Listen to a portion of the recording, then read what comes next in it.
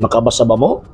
Letra por letra babasa nga gitudlo sa mga apostol o even sa tuang Ginoong Jesucristo nga Bible alone?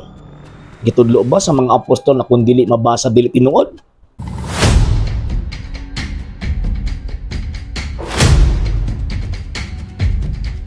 Biblia ra daw ang basihan pag motudlo ka og pagtuo. Kini nga tong mga higala nga mga dili Katoliko ba again tungod sa ilahang paninguha sa pagguba sa Santa Iglesia Katolika Apostolika Romana, ang ilang gihimo sige dalag himo og story instead of mutuo sa mga facts nga gipresent sa tawag ining kasaysayan ug sa iglesia gitukod sa ato ang Ginoong Hesukristo. Number one, wala man tay supak nga mogamit ang Biblia. Og usa ka na sa barahan sa gitudlo sa Santa Iglesia Katolika Apostolika Romana nga kinahanglan ang Santa Iglesia mogamit og balaang kasulatan. Mao bitaw nga for the first 1,500 years, ang simbahang Katoliko siya ang responsableng nagpagawa sa Biblia, siya ang responsableng naghatag og kanang eksistensya sa Biblia, composed of Old and New Testament ug gitawag kini nga Biblia, ug siya pud mismo ang pinakaunang Christian church nga nagtudlo nga ang Biblia pulong sa Dios nga gisulat. So, buti pasabot, kung ato ang tan-awon, dili supak ang simbahang Katoliko nga mogamit og Biblia. Kaysa ko nang giingon mo nang barahan, isa sa mga barahan sa pagtuong Katoliko. Ang wala lang tuuhi sa Santa Iglesia Katolika Apostolika Romana og kami nga mga Katoliko kanang gitudlo og imbento nga mga story sa atong mga amigo nga mga dili Katoliko.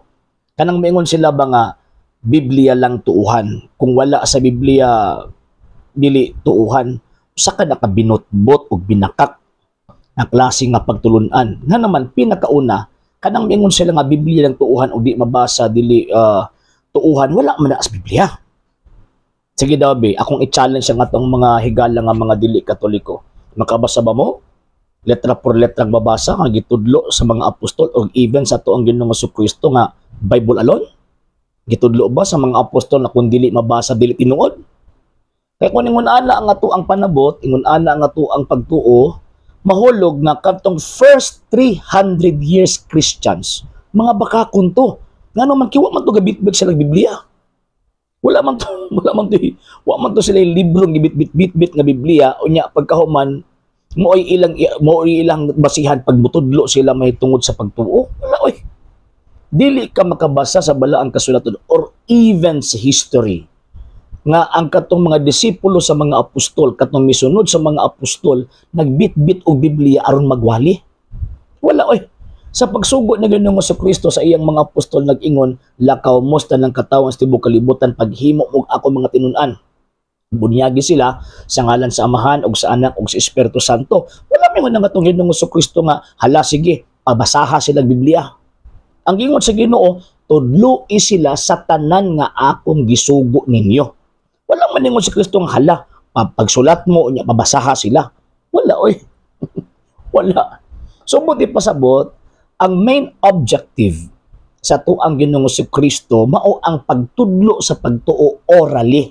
Pero nganong naaman ang balaang kasulatan kay para mas ma-preserve kadtong mga main details concerning sa gitawag og faith. Pero kadtong mga minor details concerning sa mga nanghitabo ni anang maong gitawag panahon na ang simbahan na ang nag-preserve ni ana. Mao bitaw nga dili pwedeng buwagon ang simbahan ni Kristo og kining balaang kasulatan. Kaya kung magbuwag yan ng simbahan ni Kristo o kining maong balaang kasulatan, mahulog na kanang imong gituuhan piki. Ganuman, way pulos ang libro kung walay komunidad, walay sosyudad, or walay hierarkiya nga magtudlo mahitungod sa balaang kasulatan. So, manahinungdan nga, umingon mo nga, tawag inang Biblia lang tuuhan, actually, dili maginagyo, tinuod nga gitudlo ni Kristo. Abi ninyo kinsay nauna ana, kanang teachings, kanang officially si Martin Luther. Si Martin Luther ang naguna-una ana ni anang maong pagtulunan nga sola scriptura.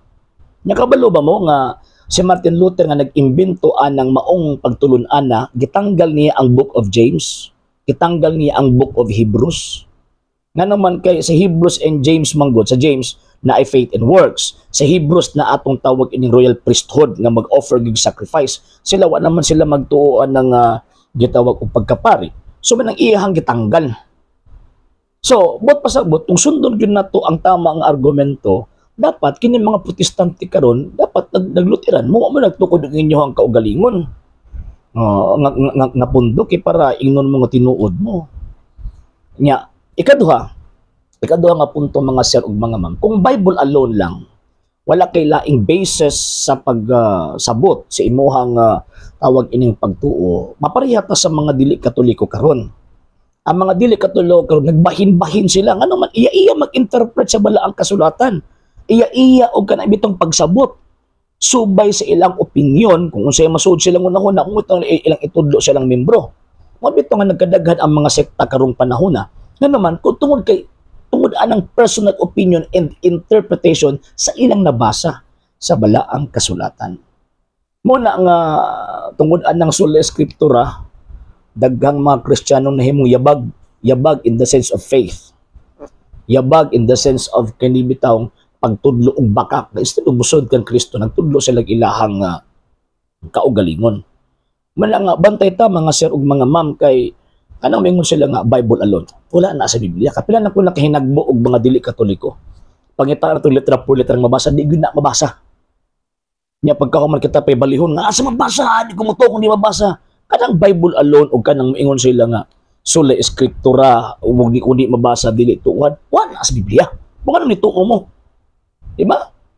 Even ang word nga Bible na nag-refer sa Old and New Testament, wala na sa Biblia. So, ano nito umanta ng mga Katoliko nga na Biblia composed of Old and New Testament? Gitudlo sa Iglesia Katolika. Kay na ay otoridad ang simbahang Katoliko sa pagtudlo. Ngayon, ito umi, bisag pag ibabasa litra por litra. Kamo, ito man mo nga ang Biblia pulong sa Diyos. Ang Biblia gisulatan sa pulong sa Diyos. O sa mga sitas sa Biblia, gitudlo na sa mga apostol.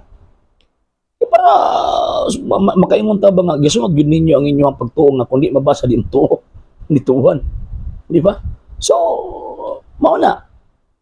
Sa dili pa kumuhuman na nagpasalamat ko sa mga igsoon natong mga Katoliko na kanunin nagatabang sa ato ang program, Ma'am Sheng and Sir Ray, Sir King Baez, Sir Rizal Limin, Sir Ronald Escaliar, Sir Robert Avila, Sir Michael Roger Oy, Sir Ronald Escaliar, Sir Romeo Inodio, Sir Sir Eman Papas, Sir Jeff Atienza og sa tanan, Sir Ed Felicilda, sa tanan nga nagatabang sa tong program, Sir RA Academia, daghan kay salamat.